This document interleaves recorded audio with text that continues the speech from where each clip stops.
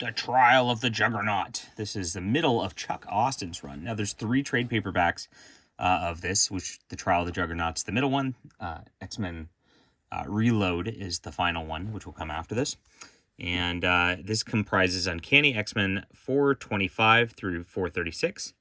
Exiles, there's a crossover for 3 issues there, 28 through 30. And material from X-Men Unlimited 40 and 48. And those are just little kind of backup stories there. So this is widely regarded as just like a hated run. And I don't know why. We got Philip Tan on art, who does a pretty good job. And you got some other artists here. Ron Garney does some. Clayton Henry. Sean Phillips even does an issue, which is pretty cool. I like it. It's kind of got that like Todd McFarlane half anime style art on some of this. So basically, this lady was like a nanny or like a nurse for Havoc, and then Havoc's like run off to kind of get married in the course of this, and he's kind of doubting that as this starts.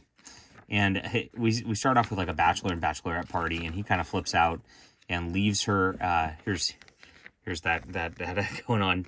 There's a lot of I'd say way overly sexual moments in this, which is shouldn't let kids read this, interestingly. But he leaves her at the altar. So I gotta say that like Chuck Austin really leans heavily on like soap opera tropes, like leaving her at the altar and her going crazy and becoming Magneto too is kind of ridiculous. And like I said, and kind of over the top. Now she starts hunting down, of course, the very human lady that Havoc now likes, and they also, some of the X-Men kind of split into different segments over the course of this. Now, also over the course of this, they find these like werewolf creatures that are looking like they're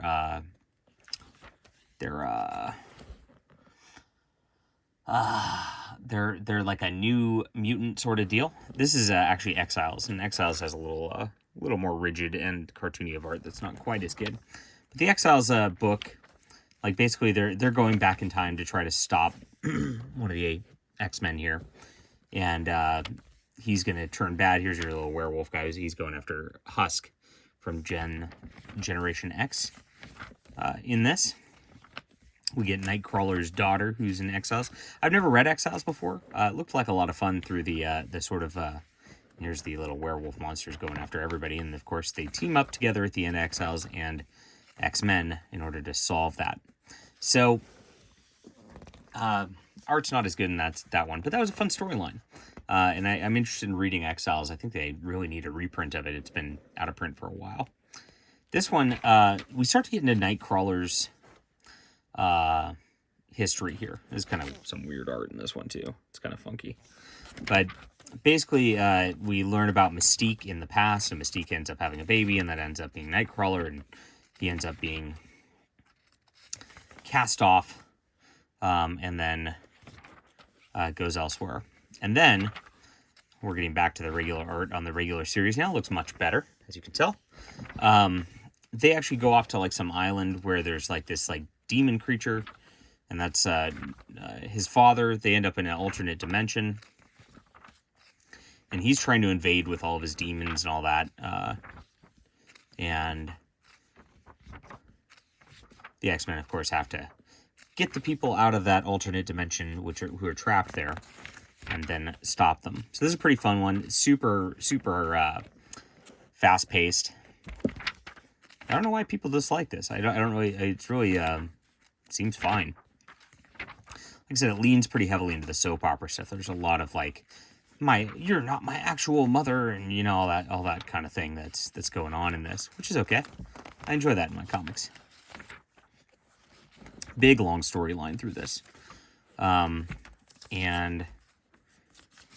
here we go. We get an artist change again on this. Some funky 90s stuff there. Not as good on this issue. But it's concluded, and we're back at it. Then after this, we get into the Trial of the Juggernaut, which this is named for. Juggernaut's actually gone to